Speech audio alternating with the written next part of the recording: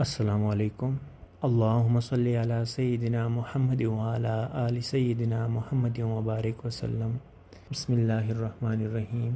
حضرت ایوب علیہ السلام کو اللہ تعالیٰ نے کس آزمائش میں ڈالا تھا؟ انہوں نے اپنی بیوی کے لیے کون سی سزا تجویز کی؟ ان کی تمام اولاد مرنے کے بعد کیسے واپس زندہ ہوئی؟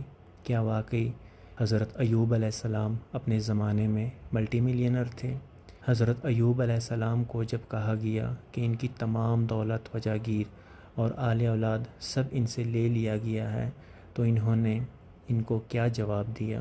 حضرت ایوب علیہ السلام حضرت اسحاق علیہ السلام کی اولاد میں سے ہیں اور ان کی والدہ حضرت لوط علیہ السلام کے خاندان سے ہیں۔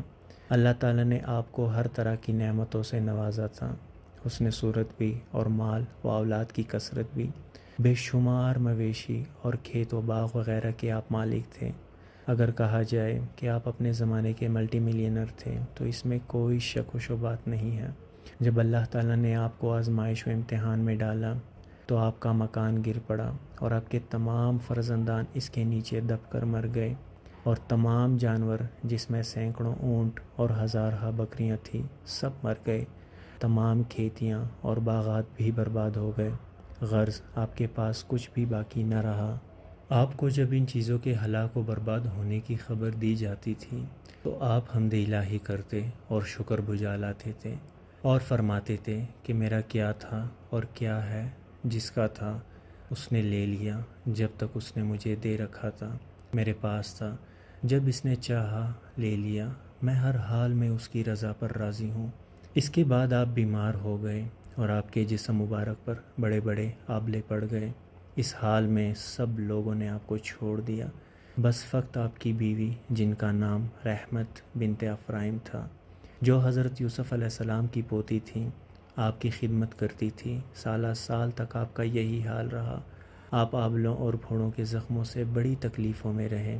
عام طور پر لوگوں میں مشہور ہے کہ معاذ اللہ آپ کو کوڑ کی بیماری ہو گئی تھی، چنانچہ بعض غیر معتبر کتابوں میں آپ کی کوڑ کے بارے میں بہت سی غیر معتبر داستانیں بھی تحریر ہیں، مگر یاد رکھو کہ یہ سب باتیں سرتاپا بالکل غلط ہیں، اور ہرگز آپ یا کوئی نبی بھی کبھی کوڑ اور جذام کی بیماری میں مبتلا نہیں ہوا، اس لیے کہ یہ مسئلہ متفق علیہ ہے کہ انبیاء علیہم السلام کے تمام ان بیماروں سے محفوظ رہنا ضروری ہے، جو عوام کے نزدیک باعث نفرت و حقارت ہیں، کیونکہ انبیاء علیہ السلام کا یہ فرض منصبی ہے کہ وہ تبلیغ و ہدایت کرتے رہیں، تو ظاہر ہے کہ جب عوام ان کی بیماریوں سے نفرت کر کے ان سے دور بھاگیں گے تو بھلا تبلیغ کا فریضہ کیوں کر ادا ہو سکے گا؟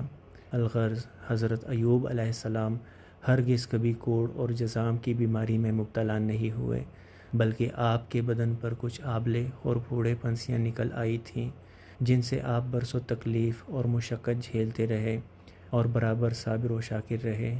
پھر آپ نے بحکم الہی اپنے رب سے یوں دعا مانگی۔ ترجمہ: بے شک مجھے تکلیف پہنچی ہے اور تو سب رحم کرنے والوں سے بڑھ کر رحم کرنے والا ہے۔ جب حضرت ایوب علیہ السلام خدا کی آزمائش میں پورے اترے اور امتحان میں کامیاب ہو گئے تو آپ کی دعا قبول ہوئی، اور ارحم الراحمین نے حکم فرمایا کہ اے ایوب اپنا پاؤں زمین پر مارو۔ آپ نے زمین پر پاؤں مارا تو فوراً ایک چشمہ پھوٹ پڑا۔ حکم الہی ہوا کہ اس پانی سے غسل کرو، چنانچہ آپ نے غسل کیا تو آپ کے بدن کی تمام بیماریاں دور ہو گئیں۔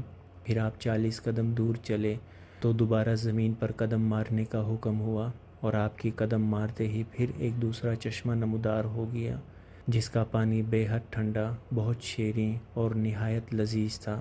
آپ نے وہ پانی پیا تو آپ کے باطن میں نور ہی نور پیدا ہو گیا، اور آپ کو اعلیٰ درجے کی صحت و نورانیت حاصل ہو گئی، اور اللہ تعالیٰ نے آپ کی تمام اولاد کو دوبارہ زندہ فرما دیا، اور آپ کی بیوی کو دوبارہ جوانی بخشی اور ان کی کثیر اولاد ہوئی۔ پھر آپ کا تمام ہلاک شدہ مال و مویشی اور اسباب و سامان بھی آپ کو مل گیا، بلکہ پہلے جس قدر مال و دولت کا خزانہ تھا اس سے کہیں زیادہ مل گیا۔ جب حضرت ایوب علیہ السلام بیمار تھے، آزمائش تھی ان پر اور کافی تکلیف میں تھے، تو اس بیماری کی حالت میں ایک دن آپ نے اپنی بیوی صاحبہ کو پکارا تو وہ بہت دیر کر کے حاضر ہوئیں۔ اس پر غصے میں آ کر آپ نے ان کو 100 درے مارنے کی قسم کھا لی تھی۔ تو اللہ تعالیٰ نے فرمایا کہ اے ایوب، آپ ایک سینکوں کی جھاڑو سے ایک مرتبہ اپنی بیوی کو مار دیجئے، اس طرح آپ کی قسم پوری ہو جائے گی۔ چنانچہ اللہ تعالیٰ نے قرآن مجید میں اس واقعے کو اس طرح بیان فرمایا ہے۔ ترجمہ: ہم نے فرمایا زمین پر اپنا پاؤں مار، یہ ہے ٹھنڈا چشمہ نہانے اور پینے کو، اور ہم نے اسے اس کے گھر والوں اور ان کے برابر اور عطا فرما دیے اپنی رحمت کرنے اور عقل مندوں کی نصیحت کو، اور فرمایا کہ اپنے ہاتھ میں ایک جھاڑو لے کر اس سے مار دے اور قسم نہ توڑ، بے شک ہم نے اسے صابر پایا، کیا اچھا بندہ، بے شک وہ بہت رجوع لانے والا ہے۔ سورۃ الصاد۔ الغرض حضرت ایوب علیہ السلام اس امتحان میں پورے کامیاب ہو گئے، اور اللہ تعالیٰ نے ان کو اپنی نوازشوں اور عنایتوں سے ہر طرح سرفراز فرما دیا، اور قرآن مجید میں ان کی مدح خوانی فرما کر اواب کے لاجواب خطاب سے ان کے سر مبارک پر سربلندی کا تاج رکھ دیا۔ حضرت ایوب علیہ السلام کے واقعے سے ہمیں یہ سبق ملتا ہے کہ امتحان رب کی طرف سے جو ہو، اس سے ہمیں ہدایت ملتی ہے۔ اللہ تعالیٰ کے نیک بندوں کا بھی خدا کی طرف سے امتحان ہوا کرتا ہے، اور جب وہ امتحان میں کامیاب اور آزمائش میں پورے اترتے ہیں تو خداوند قدوس ان کے مراتب و درجات میں اتنی اعلیٰ سربلندی عطا فرما دیتا ہے کہ کوئی انسان اس کو سوچ بھی نہیں سکتا۔ اس واقعے سے یہ بھی سبق ملتا ہے کہ امتحان کی آزمائش کے وقت صبر کرنا اور رب ذوالجلال کی رضا پر راضی رہنا، اس کا پھل کتنا اچھا، کتنا میٹھا اور کس قدر لذیذ ہوتا ہے۔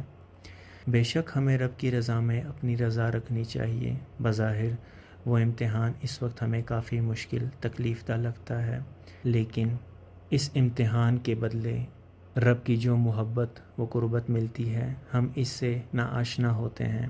اللہ تعالی ہم پر اپنا خصوصی رحم و کرم فرمائے اور ہمیشہ اپنی امان میں رکھے۔ بے شک وہ رب مہربان اور نہایت رحم کرنے والا ہے۔